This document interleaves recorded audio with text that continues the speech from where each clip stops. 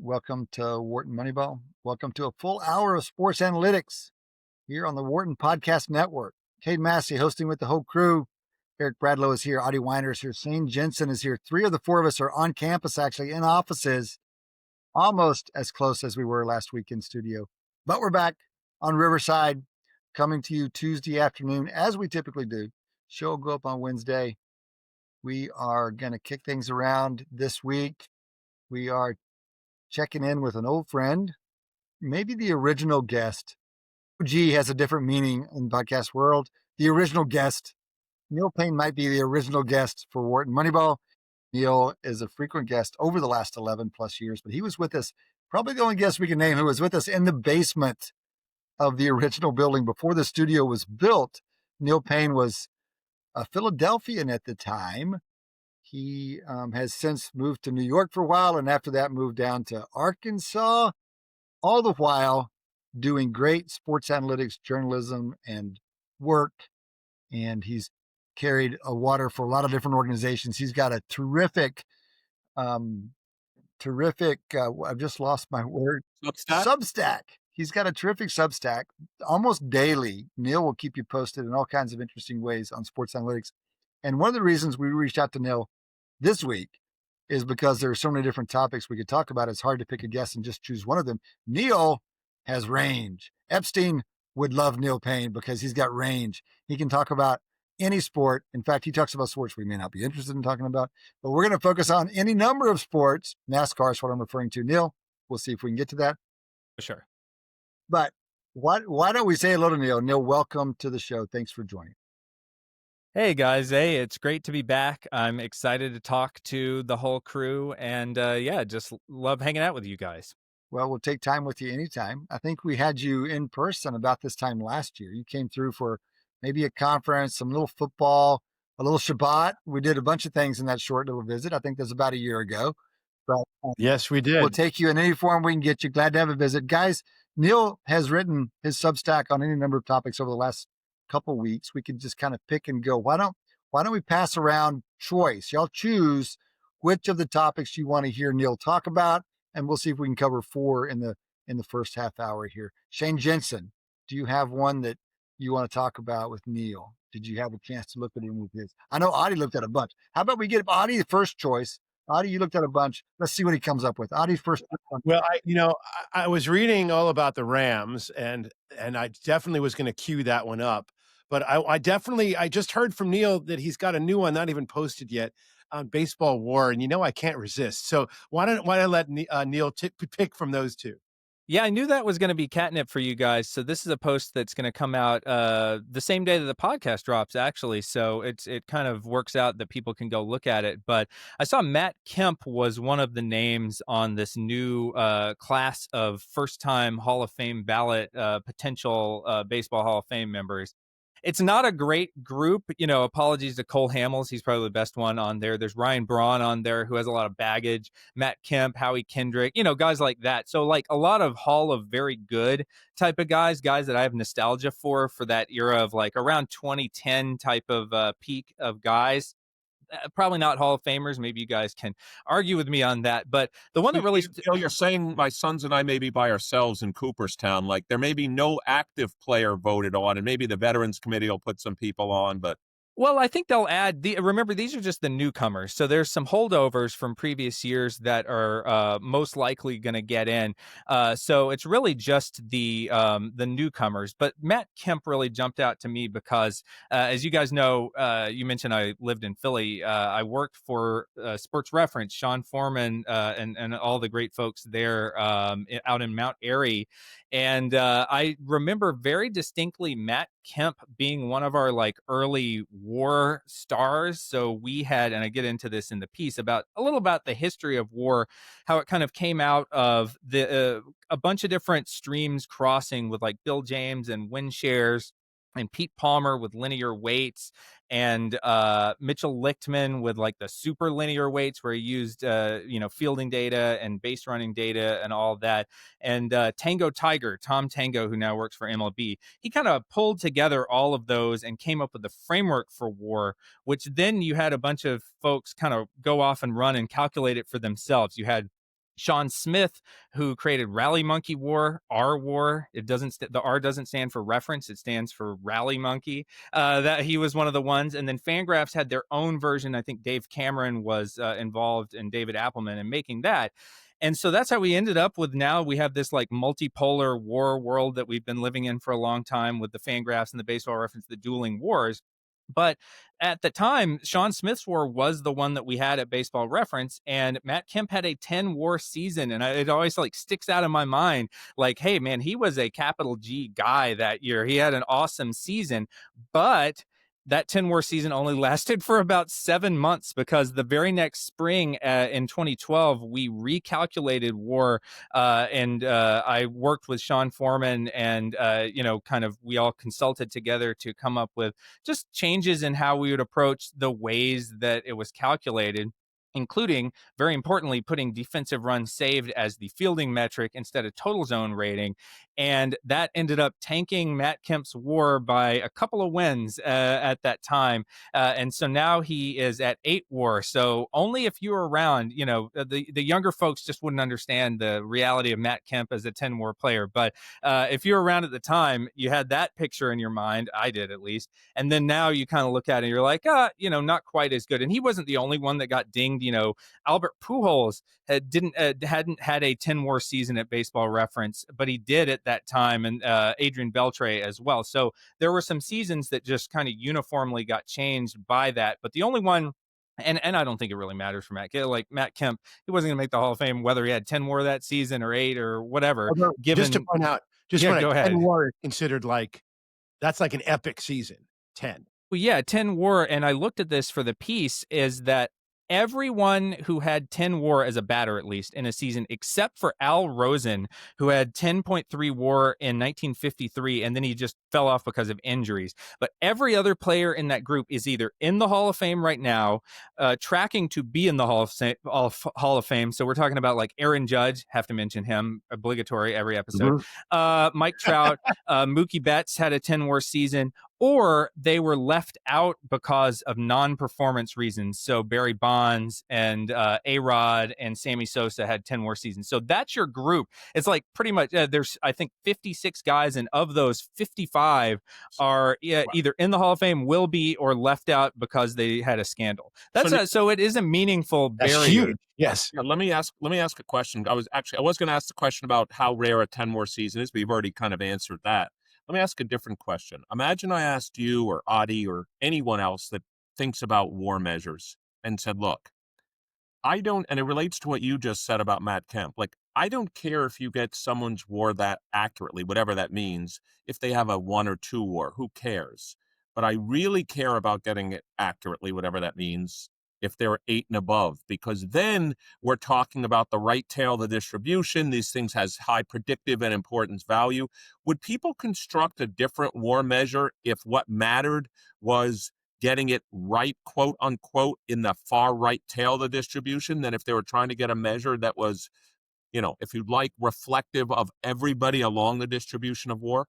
That's a really great question. I mean, I think this gets into also some of true talent versus measured performance, like forward-looking talent versus backwards-looking, giving you credit for what you did. Because like Matt Kemp, he was not a true talent 10 war player. He's probably not a true talent 8 war player that year, honestly. But the actions that he did had 8 war worth of value as best we could measure it. So I think that is maybe the distinction there of trying to kind of pinpoint like true talent versus the worth of what you did. But it's a point well taken, because you would think, if we were designing a war, that it should apply equally to an average player versus a superstar player, just in the sense of like, this is how much these particular actions are worth or not worth on the field. But at the same time, yeah, there's huge error bars. And I think that's the main thing that I wanted people to walk away from the story with is, there's so much of a culture now, especially, and, I probably contributed to that. A lot of people have contributed to that, of breaking down decimal, fractional differences in war or whatever metric you want. But I think Pro Football Reference, and I think Bill James came up with this in baseball, even the idea of approximate value. We need to keep that in mind for all these metrics because they are still at their core approximate. Like, it doesn't matter that it has a would you be decimal. okay if I did the following? And you're right, you could translate my question into, is the standard error of war constant across the war scale? And it probably is not. Would you be okay if I wanted to build a bootstrap distribution of performance based on, and then I could simulate a gazillion seasons? And No, I would not. That's a different issue. That has to do with predictive accuracy. no, So I wasn't doing predictive accuracy. I know you're trying to. So the problem with the standard error of war, if you want to call it that, right? So it's not even. It's I can call it that because And it's the standard error of estimated war. I can call it that. No, but you can call it anything you want. But when you say standard error, we statisticians think sampling variation as the root of uncertainty, as the root. Where is that coming from? The uncertainty is not. I mean, it can be when you do predictive. That's that. But these wars that we're talking about, the common war, Aaron's 10.1, Aaron Judge's 10.1, Kemp's 8, or whatever. Those are historical wars. That's what he did on the field in the past. We have bias. These are bias problems. They're not uncertainty. They're bias problems. No, my standard error is coming from the fact that Aaron Judge, I'll use what Neil said, the true score model. I did not observe Aaron Judge or Matt Kemp or Cade Massey let me finish my point, for 10,000 observations. I observed him for some finite number of plate appearances. It's a sample of plate appearances. Any model, observed score equals true score plus error, is going to have measurement error, and I'm going to adjust WAR for that random sampling. That's what I was asking Neil about. Well, and I think that really gets into when you're talking about the defensive metrics, because we can kind of work out the value of the offense, although even that has philosophical questions of like, we're using sort of an average weight for a single, an average weight for double or whatever, when in fact those had different run values depending on the context of the situation. And then you get into, well, should we use WPA or, RE24 or whatever. But then even if you're taking the standard sort of like, hey, we're using generalized values for these actions, the defensive measurements have such, I think, error bars around them because they're ultimately trying to kind of measure a negative, measure the play that wasn't made or the runs that weren't scored. And so there's a lot of, I think, estimation error around that on defense particularly. So listen, I got to jump in because Eric said something that has to get clarified. You're talking about a war that's estimating what Neil calls true talent. True talent is interesting. We can try to figure that out. We can try to measure that on some scale. But most war values, particularly the ones we look at in offense, are not trying to measure true talent. It's trying to measure what you brought last year in the 650 observations that I saw, not what you would do next year or what. That's not what I'm saying, actually. I'm saying something different, which is if, I'll be frequentist for a second, which is hard for me to do, but I'll try, which is, you observed this 650, but you could have observed a different 650. And had you observed it, which is based, obviously, I'm going to condition on the observed data that I had, and I could observe a different 650, and that would give me a different estimate of war. I'm literally talking about the sampling properties of the estimator of war, which is the standard frequentist way to think about standard errors. And so that's what I'm referring to. And I would guess that the standard error of war, or war hat, if you'd like, is not constant along the scale. And that's what I was asking Neil about. But that first of all, I don't think we know the answer to that. I would guess that it's probably not. But secondly, what you're doing is using a frequentist understanding of standard error, which imagines there's some theta, an unknown theta. And war is not an estimate of an unknown thing. It's unknown to us because we don't know how to define it. And in defensive measure, we get all lost. So different. So good. By the way, I just show our listeners out there, I completely agree with your premise, but that's a different issue. I would almost use the measurement term of there's a construct validity issue. Is we don't even know what is that thing that we're measuring. Exactly. I was saying if you could define it and if you could say there's a deterministic mapping between performance and that measure, then you can create a sampling-based estimator of the uncertainty in that because there's a deterministic mapping, and all I got to do is reshuffle the observations in some way. Fellas, I think this is a very reasonable point to wrap on because you said there's a construct issue here, which is obvious to anybody who listens to a single conversation with us about war. So this is one of the clear things we take away, made salient from the first observation that Kemp's got knocked from 10 to 8. But Shane hasn't jumped in. Let's give Shane a word And then let's move to a different topic from Neil. Shane. Well, I guess, since we're talking about things as a construct anyway, I there's kind of the judge discussion and got me thinking. With WAR, of course, historically we've thought about it like the fact that it's pinged or normed relative to replacement. I mean, it makes sense for like roster construction and the building of a baseball team to do things that way. But when you talk about something like, if you're trying to measure like the deviation of Aaron Judge or something like that, or the MVP conversation, I think it makes like something like more that's like, like a WAR above like an average or something like that. I don't think replacement's the right kind of quantile of the distribution or whatever to compare something like that to. And I think if we were doing some kind of relative to average baseball player, not only would that kind of just shift things, but I think it might kind of change the calculation a little bit, right? Because you'd have a different distribution of fielding and offense that you'd be comparing it, like standardizing relative to. So that's the question, is like, what would that do other than just rescale it? Because the rescaling alone wouldn't be interesting, but there may be other knock-on consequences. So, for example, different positions the gap between players and average might be different than. Or I don't know how the fielding models are like does it would change the pool that the like the actual modeling components of it, the pool of players over which you would estimate those models, I think would change. Okay. I want to. Because if you're starting to talk about average players, you talk about regular players. So now you're just you're almost conditioning on kind of starter, like, a different kind of type of player, basically, that you're kind of calculating these models over. Yeah, and the value, I think first and foremost, the value of sort of like the bulk of playing time would go down because you'd be compared to a zero of average. The whole thing, in fact, in Tango's model, the whole thing that differentiates wins above average versus wins above replacement is literally just playing time. It's giving you value for how much you played, because ultimately his insight was that there is value to a very slightly below average player that plays a lot at a level above replacement. That's the entire point of WAR.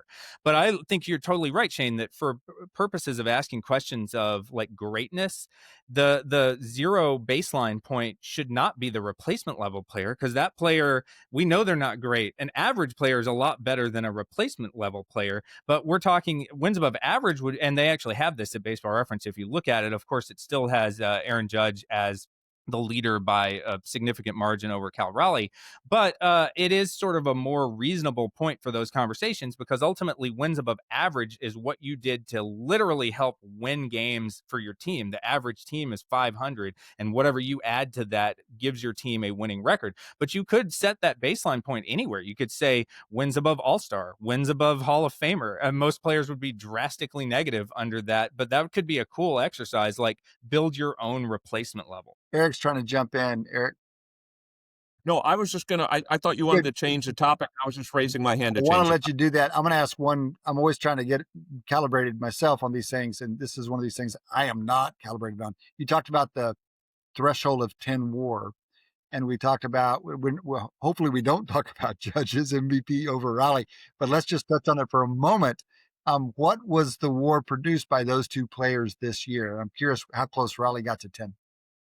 Well, a Baseball Reference Judge was almost exactly 10. He was 9.7, and then Raleigh was 7.4. Now that could open up, I know you guys have talked about this, I have a whole can of worms where I think MVP is like a narrative storytelling award, and that we should give credence to the unprecedented historical nature of things in ways that maybe aren't reflected by a stat like mean WAR, Aaron Judge, the first guy to win the batting title and hit over 50 home runs in 60 years? You are right, Neil. Yeah, no, that's exactly what I was talking about. I wasn't talking about demolishing the catcher record for home runs by more than a dozen. That's or the switch hitter record either. Yeah, that too, yeah. All right, guys, let's go. Bradlow, pick us a new thread from Neil's Substack or other writings. I will. So I noticed this actually as I was preparing for the show today. It's in the rundown I put, and Neil noticed this as well. So two things struck me about the NBA right now. I know we're only roughly 15 games in, but first, OKC is 14-1 with a 15.5 differential. Now, that's, as we know, would break their last year's record, which broke the record for the highest point differential ever in the history of the NBA. But that's not what shocked me the most. The thing that shocked me the most is that there are 5 teams with a minus 10 plus on the record. And actually, I started to say to myself, first, OKC is going to be playing those teams. Maybe OKC breaks the record this year of 73-9 on a historically set of bad teams. And two, I've just never seen a distribution like this. No, it's early in the season, but I mean, if a bunch of teams end up with a minus 10 differential and OKC breaks the record by 3 or 4 points, I know, running up the score on these bad teams, wow. So that was the thing that caught my eye. And you have looked at this, so I wanted your thoughts on it. Yeah, you said you've never seen that before. That's because it's like literally never happened before. And that was something that I wrote about because I noticed the same exact thing where it's like, okay, see, they had this historic year last year, but we've been having historic points per game or net rating, whatever you want to measure it in, differential seasons in the NBA going back almost on like a yearly basis recently. Like the Celtics a couple years ago were in that conversation. Obviously, we had those Steph Curry, Kevin Durant, Warrior teams before that, but we've kind of had teams challenging this record. And last year, I noticed this as well because people were asking me, "Hey, do you think it's more that we have good teams or that we have a bunch of bad teams?" And so I looked into it, and when I did it last year, I found that yes, there was a slight effect of the really bad teams, but mostly it was just Washington. They were like the team that was substantially worse than the average for their slot. Because I looked at it by like, hey, what's the average differential for like the number 1 ranked team, the number 2, all the way down to number 30. The Wizards were way worse than the average number 30 over the past, I think, since the last expansion, so '05. But the top teams were better than their averages. So I concluded that it's probably like the good teams are good with a little bit of bad teams are bad. This year, though, it does seem like it's being driven mainly by the bad teams being really bad. And if you look at the distribution, you have this like ridiculous historical number of teams that are minus 10 or worse, like you mentioned, Eric. And then you have a lot of teams that are way better, especially the top 3, Oklahoma City, Denver, and Houston. They would And all then break the record. they would break the season record, ended right? now. And this is through, I didn't compare full season from the past to the first 13 games this year because that would kind of skew things. We were talking about sampling earlier, that you're going to obviously have a wider distribution in a smaller sample of games than an 82 game per team sample. So I just looked at the first 13 games per team of other seasons, and even compared to that, this is a wildly different distribution, much wider, the highest standard deviation of team points per game differential to start a season ever, at least since the merger. I didn't look before the merger, but I think that that's telling that you have also one last thing. You have a weirdly good middle class of teams relative to how good the middle class usually is. And those teams are feeding as well on these really bad teams. So it's going to completely distort what we think of as sort of the benchmarks for a good team, what regular season success means predictively for the playoffs when you get rid of the Wizards and the Pacers and the Nets and the Pelicans and Kings and all these really bad teams. And so the NBA has had a legitimacy problem for its regular season for a very long time. And this is, I think, probably shaping up to be the worst that I can remember in that regard, where we know OKC is good, but like how good and relative to other playoff teams that some might be pacing themselves, some might be load managing, some might be injured but getting better by the playoffs. We just don't know how good these teams are relative to each other. And it's like this entire 82 game multi-month sample going into the playoffs is like, I don't want to say completely worthless, but like it's not giving us the signal that we're used to. I was going to ask Adi a question related to this. So as our resident, both Bayesian and probabilist, theorist, etc., would you expect the distribution of, let's say, average point differential per game? Could I make an argument that the central limit theorem would apply because it's shots and then, of course, it's games and it's averages of games? And the reason I'm asking is, if I don't know if Neil looked at this, but if I looked at the histogram of point differentials, would it be approximately normally distributed, or should it conceptually? It And is. therefore, okay, so if it is, Yeah. can we Well, then do it is. Historically. kind of significance tests against that to see? Yeah, I mean, listen, Even wait, just one last part of the sentence. Could we score seasons on how non-normal they are? And maybe this is what Neil did. And I'm just asking you a question from. It's a good idea, actually. I just throw in, I would guess that the true talent, whatever your true differential is on a neutral field or whatever you want to measure that, is probably also normal. Doesn't have to be, but I would imagine it probably is. It might have a spike and slab or something like that. Some marginal tail probability Oh, giving hold on. you You 3 think true SD. talent in terms of the team quality or individual Team quality. team Yeah, quality? team Okay. quality. Okay. Team quality. I mean, remember the teams are a bunch of averages to start with, right? But they don't have to. And then, of course, what actually transpires over the course of a season is probably normally distributed, conditional on your true talent. That's probably true as well. So you're gonna get something that's approximately. But I think your inquisitive look there, Cade, suggests that there's no reason why true talent should be normally distributed, right?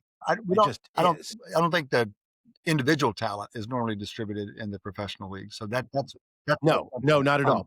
But team, if you look at sort of the distribution of the winning percentages So what historically, you're saying, Adi, just for all our listeners out there, is that you're basically going to get a Gaussian, a normal mixture of normals, which will be Mhm. normal.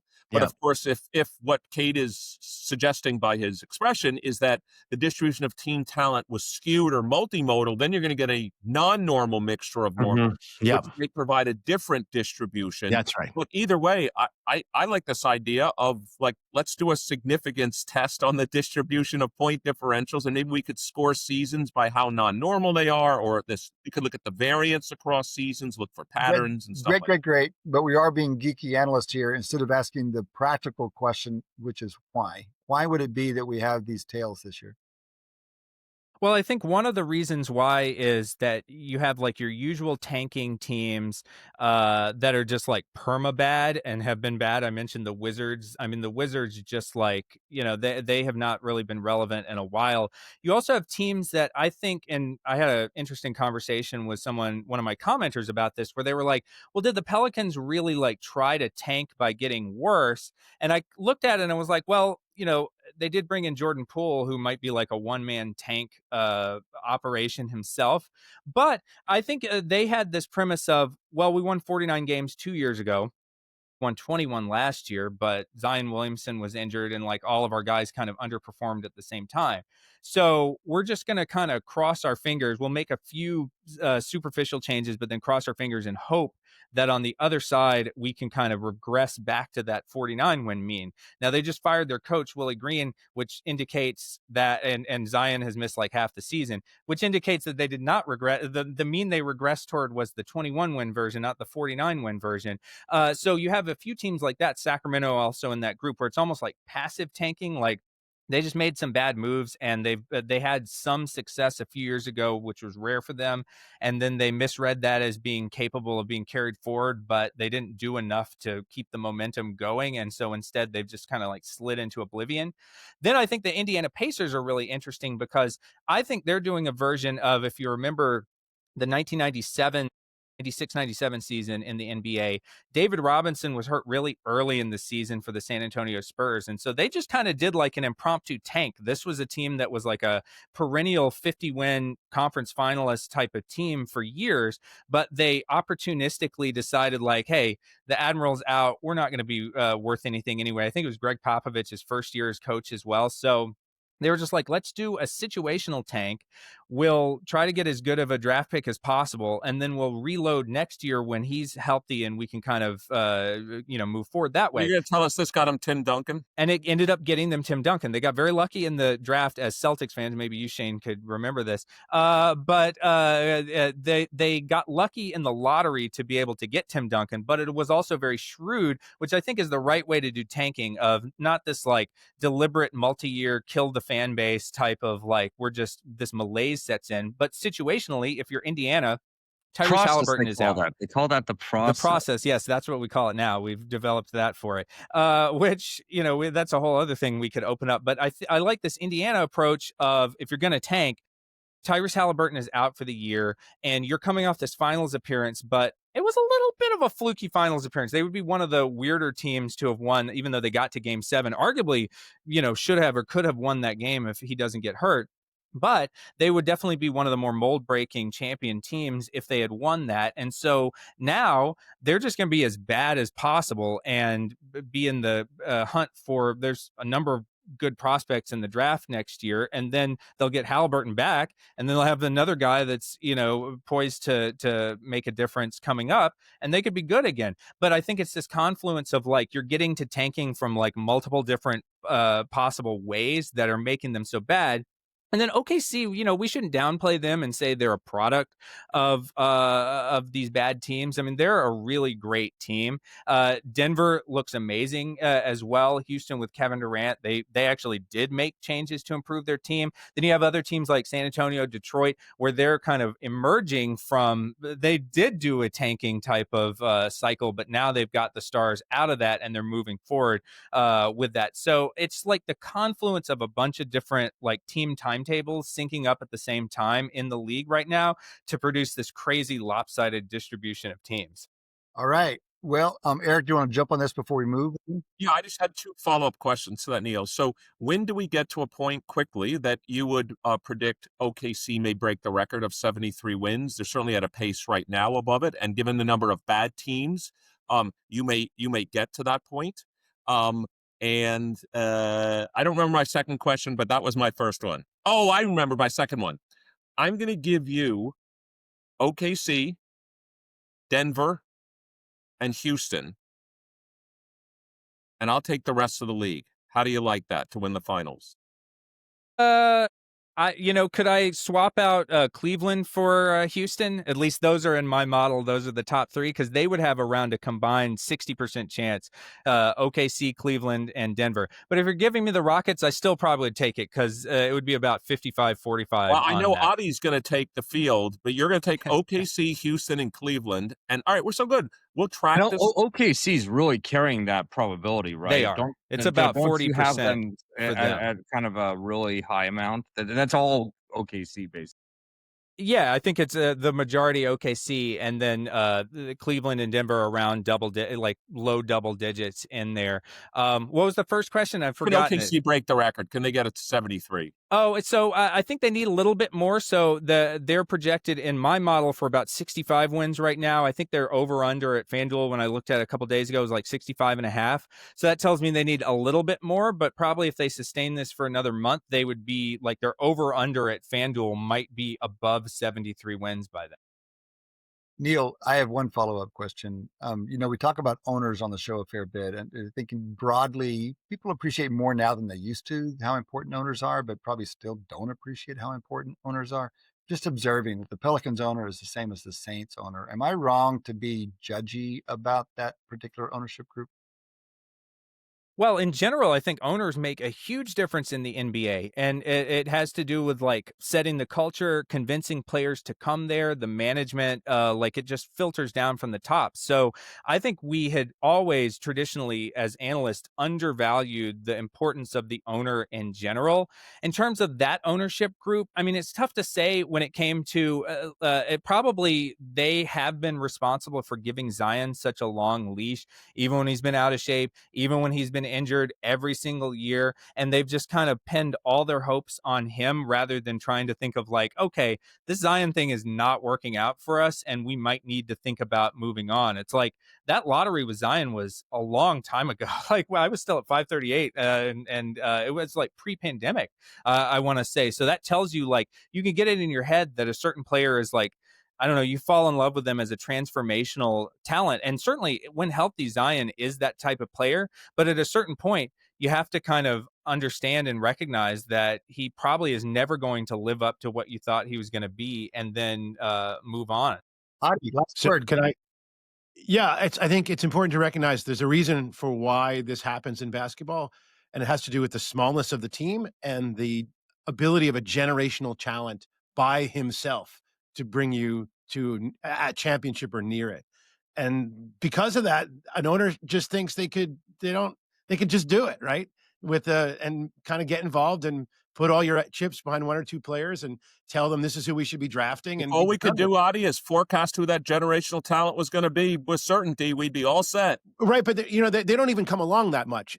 So I think you wouldn't see it in baseball because it's such a damn big organization with 26 on a roster and 200 of the minors, and football rosters are huge. No one would have that. I mean, I shouldn't say no one. People have very big egos, but I would imagine that kind of hubris is ridiculous to try to imagine you can manage Well, this is really neat. I've never heard that before. And it's an interaction between ownership hubris, which we know to be a thing, and structural differences across sports, which we know to be a thing. I've just never thought about the interaction between those two things. I think it's a really interesting observation. Why don't we wrap the first half there? Since we've been so slow to work through Neil's production, we'll keep him around. We'll do the second half with Neil too. So come back and join us after the break. Welcome back. Welcome back to Wharton Moneyball. Welcome back to the second half of this week's show, talking sports analytics as we always do, as we have been for 11 and a half years. And I got the whole crew in here. Shane Jensen is here. Adi Wyner's here. Eric Bradlow's here. This is Cade Massey. We are talking with our guest, Neil Payne. We like Neil so much, we're going to keep him around for the second half of the show. Also, he's so dang prolific. We have to keep him around to work through his stuff. By the way, I just realized I was reading Barnwell this morning for the first time in a long time. He's another prolific guy, right? When he decides to write something, he's going to write something. Those are long pieces, super insightful. But really, I thought, Neil, y'all are kind of cousins in the way you do your work. I mean, you're great writers, but also good analysts, and you're very prolific. And I was thinking about you while I was reading this stuff. Anyway, for what it's worth. All right. Good company to be in. It's good company for sure. Okay, we talked about two of Neil's recent pieces. We've talked about baseball and basketball. Shane's going to pick a thread, then I'm going to pick a thread. Shane, what do you got? Well, I wouldn't mind talking a little bit about the recent article you wrote on the Rams, I guess, and basically talking about how it seems like, I mean, you could talk a little bit about the details. They're kind of the number one kind of team in football, kind of in terms of at least balanced defense and offense. And it's interesting to kind of, I don't disagree, but one of the kind of points you make, I think, in the article is that it's not only that the Rams are good now relative to the rest of the 2025 NFL, but they're good kind of relative to past recent Rams, kind of McVay Rams teams. And I think about some of those old, like other Rams McVay teams where they had I feel like a lot more kind of talent skill kind of people like Donald and Cup and these types of players. So maybe talk a little bit about how the Rams are doing it, how this Rams team is somehow better than those past teams. Yeah, well, I thought it was really interesting. You know, the Rams, they were among the teams, you know, they went to the playoffs last year, almost knocked off the Eagles. A little scary moment there, at least speaking as a Philly fan. And so, they've kind of made this comeback, but it's just kind of built on itself. And this year, you make a really strong case that they've been the best team in the NFL. They have the highest SRS, simple rating system, which is just schedule adjusted point differential in the league, especially after beating Seattle, who's number 2 in the simple rating system. It was not like a super convincing win. It looked like it was going to be early on, but just, the fact that they have emerged as the possible best team in the league was something that I don't think people would have thought just a few years ago, because if you think about the early version of the McVay Rams, it was all about almost this, like, I called it like a get rich quick scheme type of approach to team building, which was just like spend a lot on stars, lock in your big name stars. If you've got them, go out, get free agents, trade away all your first round draft picks. They famously went, I think, 7 straight years without a first round pick. And ultimately, it was like a win now at any cost type of approach. And they went to the Super Bowl. And then a few years later, after they traded from Goff to Stafford, they won the Super Bowl. And that seemed like that was going to be it, though. It was going to be like, okay, you pushed all your chips into the middle. You won this big bet that you made. Now the bill has to come due. And, it was a nice run. And I think they went 5-12 the year after, which was one of the biggest drop-offs by a defending Super Bowl champion ever. But it really defied the expectations that then they were able to kind of retool off of that. They didn't even rebuild. They just reloaded, and they kept pushing forward. And so I was like digging into why that happened. Some of it is Matthew Stafford has been awesome this season, and he has been a very inconsistent quarterback over the years. A lot of it, when he was in Detroit, he had not that much supporting talent aside from Calvin Johnson to kind of work with.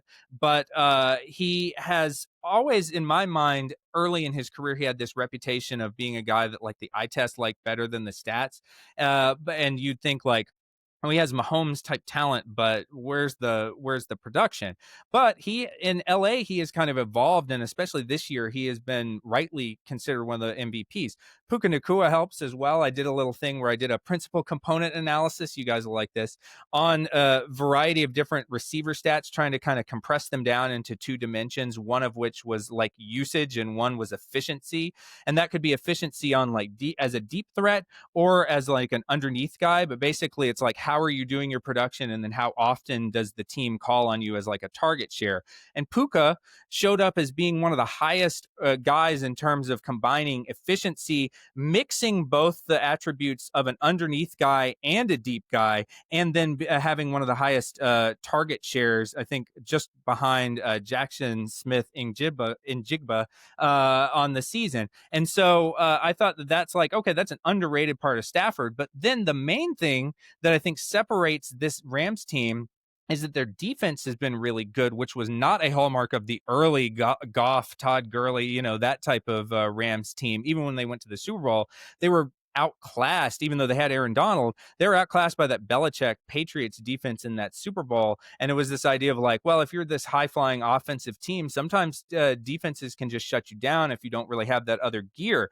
But they've been one of the best defensive teams in the league.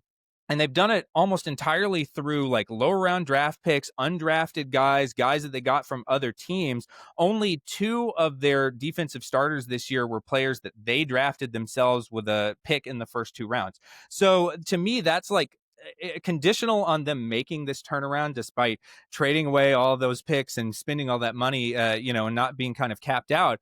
The only way they were ever going to be able to make this pivot was Stafford finding the fountain of youth and then discovering a bunch of unsung guys. I mean, Puka Nacua is also a 5th round draft pick, and you look at that guy now and his production, he's probably the best receiver in the league, and you're able to get him at such a bargain. So it's a testament to the scouting that they did, the coaching, the cap management, and you got to get a little lucky to hit on so many guys, but it's really worked out for them so far this year.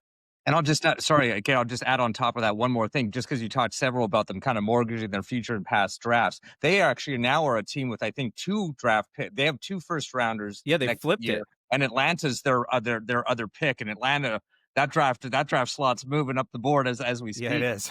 And they also have some of the most cap space for next year. So they've totally flipped that identity as being now they're kind of a balanced, measured, running this team responsibly type of operation. It's interesting that they have both gears. Most front offices have one gear or the other. And so that's impressive. But everything you said is impressive about the front office. And the main thing I'm taking away, because I'm kind of at a distance from this, is I would have thought any story about the Rams would have centered around McVay. But McVay's the offensive guy. And so for you to say the defense has been kind of a surprising and important part of this is say, oh, well, he affects the whole team, but his real cachet is on the offensive side of the ball. So it really puts more of the premium, especially based on the player acquisition that you've talked about on the front office. I would have one thing. I was just going to say McVay, one of his best qualities seems to be as a manager. We've seen so many times that these guys that are really great tactician coordinators, when they become head coaches, they screw it up and they can't really get it right. I mean, that's like the story of a lot of guys in the league. Even guys from McVay's own pipeline have done that, and certainly other coaches' trees. McVay seems to be really good at like delegating to the right people, managing the team, and just running it as a professional operation, especially for somebody so young. And he is shooting up the list. I was looking at the list of like career winning percentage, and it's like, he's, I think, top 30 in wins above average or wins above 500 all time in NFL history at this point. So it's sort of like pretty soon we're going to look up and we're going to see Sean McVay is not this like baby faced kid that we think of him as, but instead it's like, oh, he's like literally one of the best coaches of all time. That's a neat stat you just quoted. Win percentage, but you said wins above 500. So that combines both rate and duration, essentially. Yeah, exactly. Yeah, it's like they have it's like our wins above average that we were talking about in baseball, but for coaches, they have that at Pro Football Reference, which I think is a really cool stat because, like you said, you can't if you do winning percentage, you have to set some kind of threshold, and it's like how many games should be in that. So it's a more organic way to measure that. Awesome. Eric's trying to get in. Eric. Yeah. So football is an interesting construction in the playoffs. So let me ask you the following question, Neil. Right now, I think most predictions would have to have the Eagles as the 1 seed. Besides strength of schedule remaining, they also beat the Rams, which we could question. I mean, they beat the Rams on a blocked field goal, but ignoring that, they beat the Rams. If the Eagles played the Rams right now, Eagles have home field, let's say, who would be favored in that game, given what you just said that the Rams, by the way, I looked at it's interesting that I saw what you were working on, but I had done some stuff independently. I mean, the Eagles, I understand you did schedule adjusted point differential, which I think is great. Eagles are only 0.33. The Rams are plus 100 this year. They're not even close. How much stronger let's forget that the Eagles would get a bye. Let's imagine they meet in the NFC Championship game, like 1 versus 2, but the Eagles are at home. Are the Rams that much better? What would be the line? What would be the win probability for the Rams in that game? Well, so I like to look, if you're talking about hypothetical lines, I like to look at Mike Bowie's Unpredictable. I know you guys know that site, but they have the sort of like generic points favored metric based on the lines from recent games. And the Rams are a plus 6.3. The Eagles are a plus 5.1. So if that was like a neutral site, the Rams would be like a 1.5 or 1 point to 1.5 point favorite.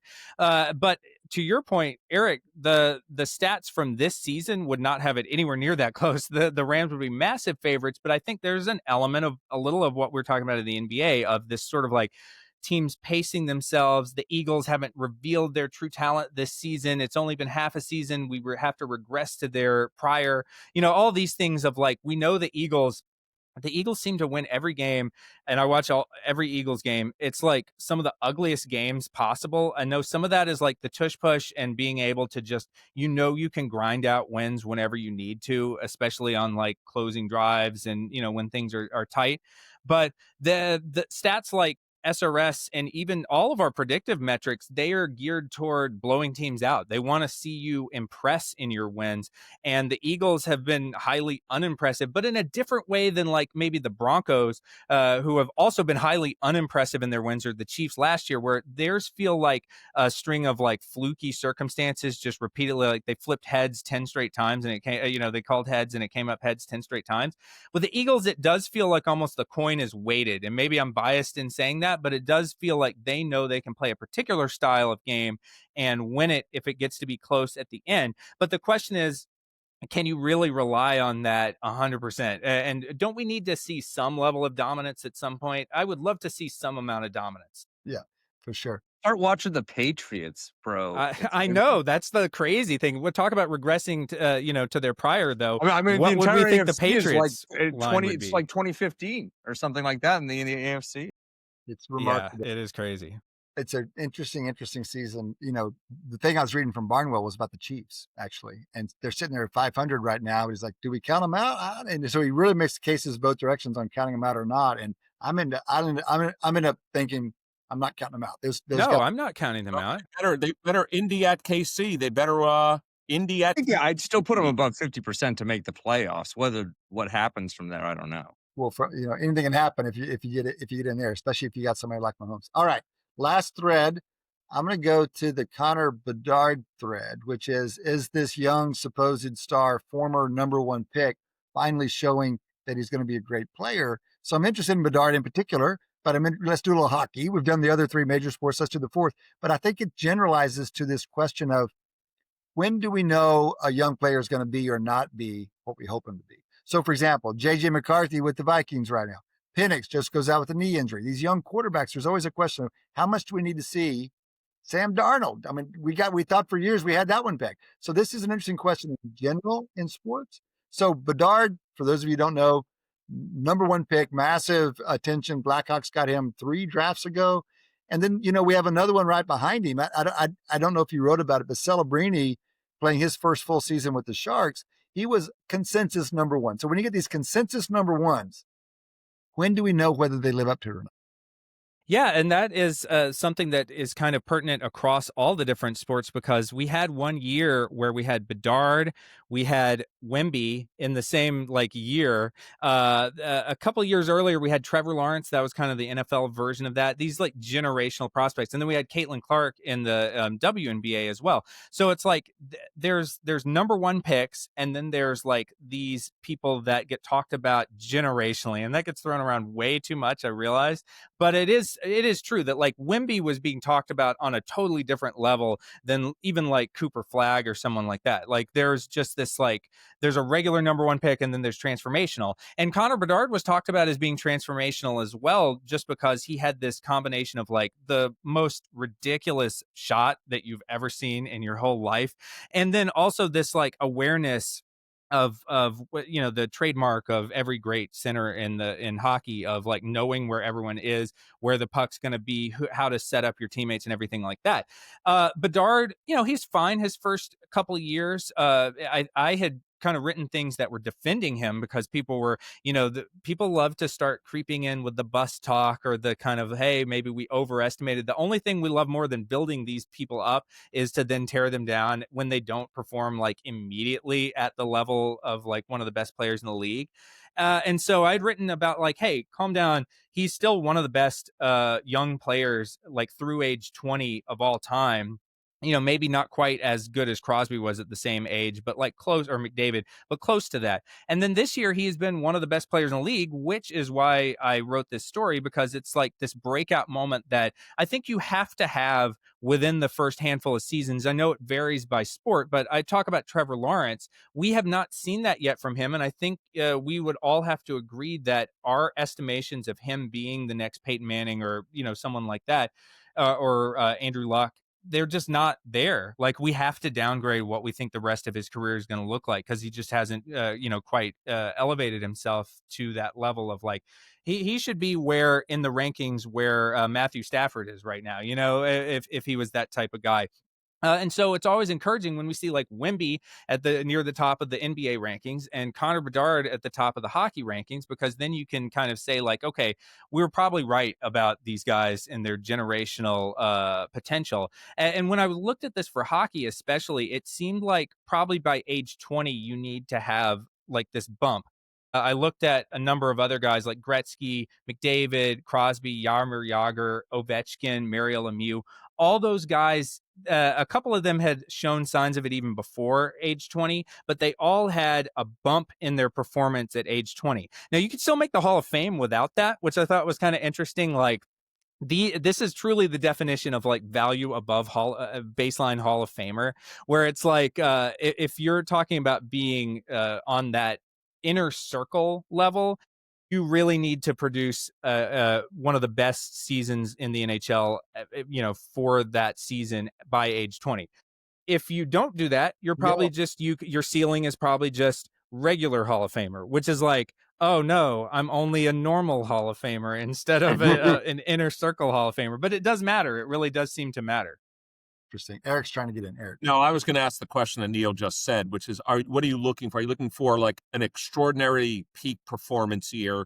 Like if, you know, if Connor Bedard had three, let's call them 0.9, 0.95 distribution years before age 20, be like, yeah, he's targeting towards a regular Hall of Famer. He needs a 1 year or at least that's a real 0.9, you know, 99th percentile year for you to project him as, you're right, generational talent. So it's not the summation. You're looking for a peak performance. Yeah, a little bit, especially since like peak is kind of all you have when somebody's 20, you know, especially as they kind of get toward that level, like the years in which we'd really expect them to have at least figured out what it's like to be an NHL player. You give them a little grace in those first few years, and then it's like, okay, you've been here for a while. You know what this is like. Now it's time to kind of take off and do that. And yeah, you're right about the percentiles, because it's like, extraordinary claims require extraordinary evidence, and our claim going in was that this guy is the next McDavid, and so you have to provide extraordinary evidence of that.